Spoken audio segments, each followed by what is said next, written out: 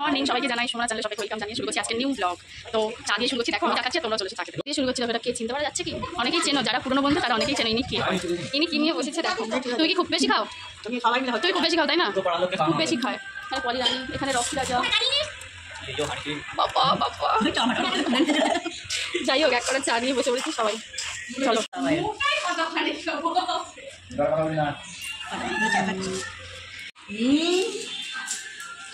ভাজা কমপ্লিট হয়ে গেছে।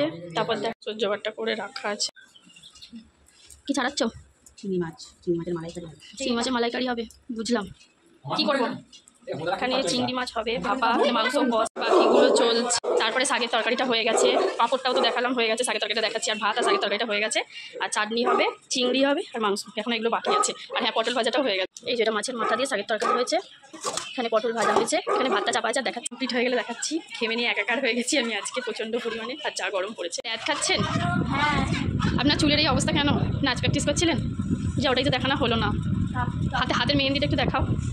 এটাও শিখছে, নতুন ক্লাস জয়েন করেছে, দারুণ লাগছে দেখতে হাতটা। পোস্ত বাটা হবে আর বাকিগুলো বাটা হয়ে গেছে। এখন চলছে আমাদের মাংস কষা। এই যে প্রপার একদম কড়াতে চলে যাওয়া যাক। আচ্ছা, কে কে একটু কষা মাংস খাবে চলে আসো, ঠিক আছে? আচ্ছা, তারপরে আমাদের হবে চিংড়ি মাছের ভাপা। সেটার জন্য এখানে মশলা সমস্ত কিছু বাটা হয়ে গেছে। এই যে এটাতে রয়েছে পোস্তটা বাটা, যেটা তোমাদেরকে গোটা দেখালাম, আর এখানে রয়েছে কাঁচা লঙ্কা, তারপরে হচ্ছে সর্ষে বাটা, আর কিছু কাঁচা লঙ্কা চিড়ে দেবো, আর এটা রয়েছে ধনেপাতা মাংসের জন্য, মানে রয়েছে আলু মাংসের জন্য। চলো এটাকে কষিয়ে রেডি করে নিই, তারপর মাছের দিকে তোমাদের কেমন আসি তখন আমি আবার দেখাচ্ছি, ঠিক আছে?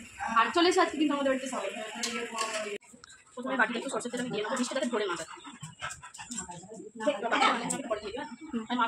বুঝতে পেরেছি।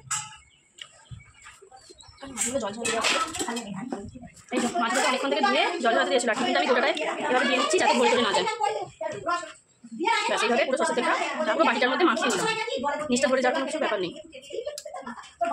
এবার এতে আমি সব মেখে নেবো একসাথে। এটা যাচ্ছে, হ্যাঁ। এবার এটা সেই বাটনাগুলো এক এক করে সব দিয়ে দিচ্ছি বাটনাগুলো।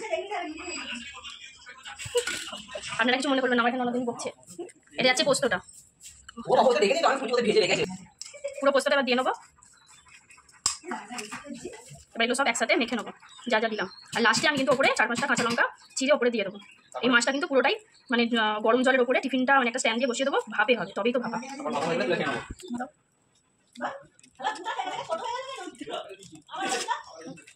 এই দিকটা ব্যাস ব্যাস সুন্দর লাগছে দেখো এখনই দেখতে। তবে এটা কিন্তু পুরো রান্নাটাই হবে পুরো সরষের তেলে, তবেই টেস্টটা কিন্তু হবে।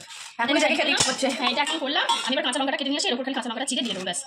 এখানে কাঁচা লঙ্কাগুলো চিড়ে নিয়ে চলে এসেছি এইভাবে, এর মধ্যে দিয়ে দেবো। এগুলো কিন্তু সিদ্ধ হয়ে গেলে দারুণ লাগে। এই রান্নাটা কিন্তু সাদা সাদাই থাকবে, তোমরা রেসিপিটা দেখার পরে ভাব দেবো না জিনিসটা সাদা কেন, এই হালকা হলুদের ভাবটা আসবে তেলের জন্যই।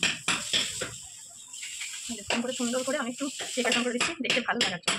ব্যাস এবার এটা দেবো। এখানে একটা স্ট্যান্ড আমি নিয়ে নিয়েছি, এই যে এটা আমি দিয়ে সোজা কড়াতে বসাবো, দেখাচ্ছি। এটা কিন্তু পুরো উনুনে আমি করবো, আছে ব্যবহার করা হয়। চল দেখাচ্ছি। এটা কিন্তু কাঠের জালে আমি করবো। এই জন্য জল মানে অলরেডি অল্প অল্প তেতে গেছে, দেখো ভাপ উঠছে, তোমরা বুঝতে পারছো কিনা আমি জানি না। এতে স্ট্যান্ডটাই আমি দিয়ে দিলাম।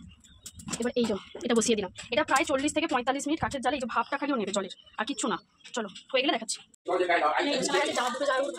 পটল ভাজা শাকের তরকারি, এখানে হচ্ছে মাছের ডিমের চাটনি, এখানে রয়েছে ভাপাটা চিংড়ি মাংস, এখনো তোমার চাটনিটা দিয়ে দিচ্ছি, এখানে রয়েছে পাঁপড়টা খালি রয়েছে। চলো এবার ধরে দিয়ে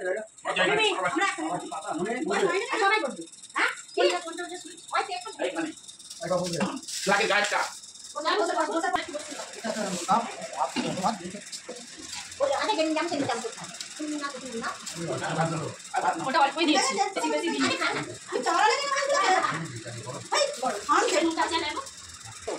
এখনো হয়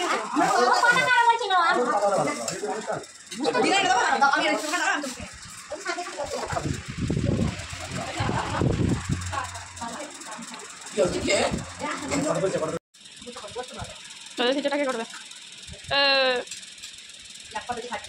চিংড়ি মাছ মাংস একটা দিয়েছে, আমার তার হবে না। কি আসছে? মাংস আছে, পেঁয়াজ দিয়েছে, ভেতরে মালটা নিয়ে নিয়েছে। সর্বনাশ সর্বনাশ।